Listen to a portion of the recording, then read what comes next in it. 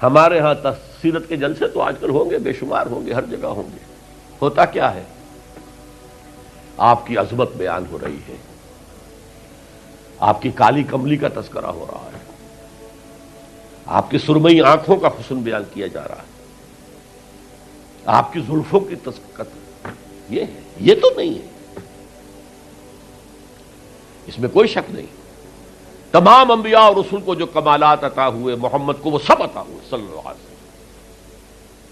اس نے یوسف دم عیسیٰ ید بیضا داری، آنچ خوبہ حمد آرنگ تو طلحہ داری. لیکن حضور فرماتے ہیں تمام نبیوں اور رسولوں نے جو تکالیف برداشت کی، میں نے وہ سب کی سب برداشت کی.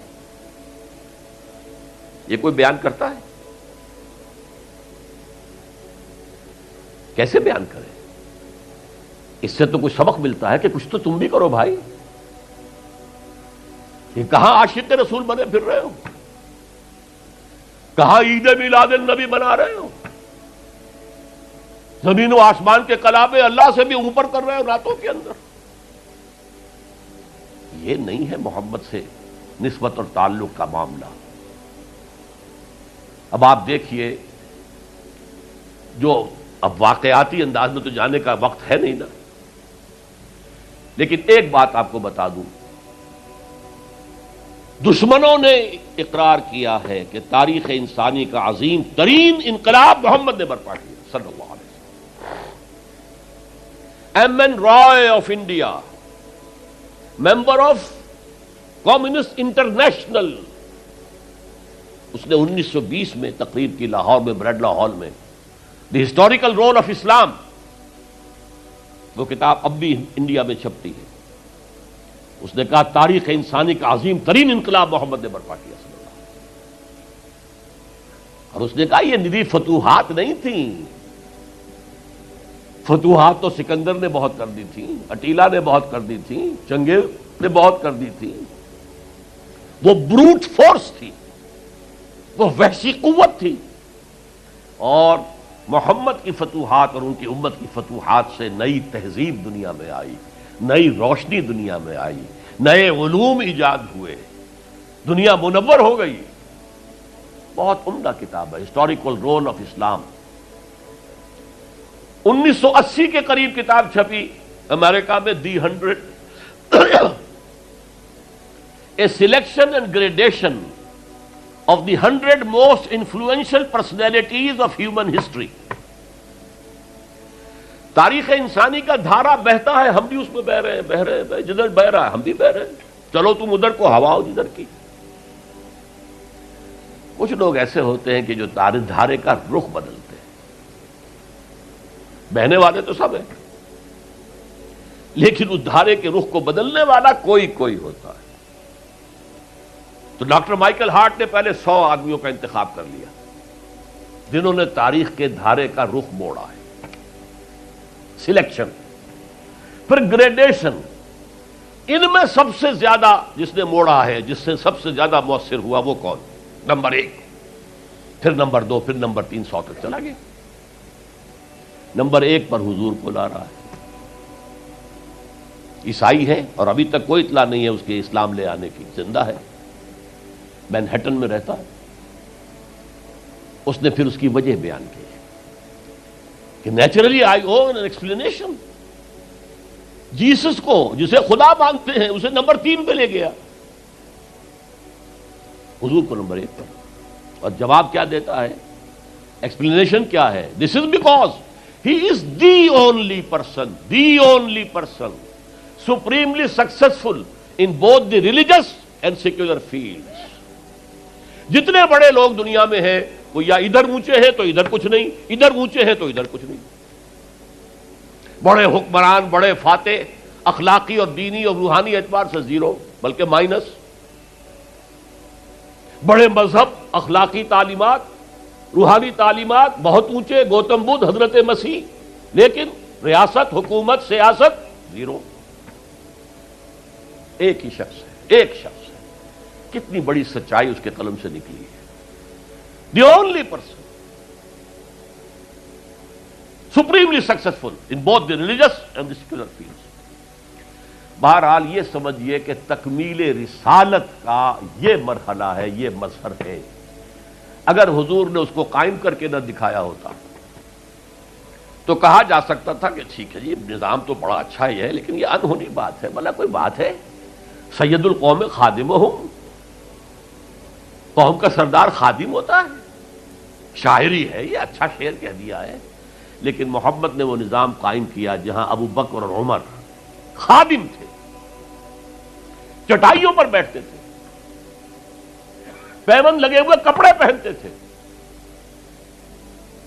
رات کو گشت کے دوران کسی عورت کے کراہنے کی آواز آئی، پتہ کیا، معلوم ہوا کہ درد ذہن میں ہے اور کوئی اٹینڈ کرنے والا نہیں ہے، فوراً گھر گئے، اپنی بیوی کو لے کر آئے، فرسٹ لیڈی، اور اس نے مڈ وائف کا کام کیا ہے۔ ایک اور جگہ دیکھا، بچوں کو رونے کی آواز آئی، پوچھا کیا ہے؟ ماں نے کہا کہ میرے پاس کھانے کو کچھ نہیں ہے، بچے بھوک سے بلک رہے ہیں، اور میں نے یہ صرف ہانڈی چڑھا دی ہے چولہے کے اوپر کے دھوکہ دینے کے لیے کہ کچھ پکا رہی ہوں، تھوڑی دیر میں روتے دھوتے سو جائیں گے۔ کانپ گئے بیت المال، وہاں سے ایک بوری آٹے کی لی، اپنے کندھے پر، غلام سے کہا میرے کندھے، اس نے کہا میں نہیں چلتا ہوں حضرت۔ نہیں، قیامت میں تم میرا بوجھ نہیں اٹھا سکو گے۔ اپنے کندھے پر بوری لگ کر گئے ہیں، وہاں جا کر کھانا پکوایا ہے۔ یہ سید القوم خادم ہوں، کبھی دیکھی تھی دنیا نے یہ بات؟ قائم کر کے دکھایا، نوع انسانی پر حجت قائم کی ہے۔ مائیکل ہارٹ نمبر 1 پر لا رہا ہے، آپ غور کیجیے۔ ایچ جی ویلز کی بھی اب وقت نہیں ہے میرے پاس، میں نے وہاں تقریر کے اندر پوری واضح کی یہ بات، اس کی شہادت، حالانکہ وہ شاتم رسول ہے، حضور کو گالیاں دی ہیں اس نے، بالکل رشدی کی طرح، اور تسلیمہ نسرین جو ہے بنگلہ دیش کی، اس کی طرح، لیکن ایک اعتبار سے گھٹنے ٹیک کر حضور کی مدح کرنے پر مجبور ہے۔ تو یہ اصل میں بات تکمیل رسالت ہے، پیش کر دینا، پہنچا دینا، وما علینا الا البلاغ، یہ بھی رسالت کا معاملہ ہے، یہ ابتدائی مرحلہ ہے۔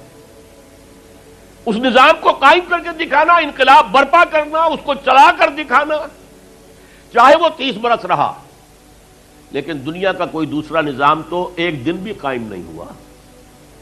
جس ڈیموکریسی کا خواب والٹیئر اور روسو نے دیکھا تھا، ایک دن کے لیے بھی نہیں آئی۔ یہ تو کیپٹلسٹ کی ڈکٹیٹرشپ ہے جسے جمہوریت کہا جا رہا ہے۔ جمہوریت کہاں ہے؟ It's the dictatorship of the capitalist.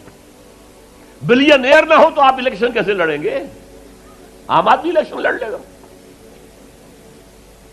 دیو استبداد جمہوری قوام پائے کو، تو سمجھتا ہے یہ آزادی کی ہے نیلم پری؟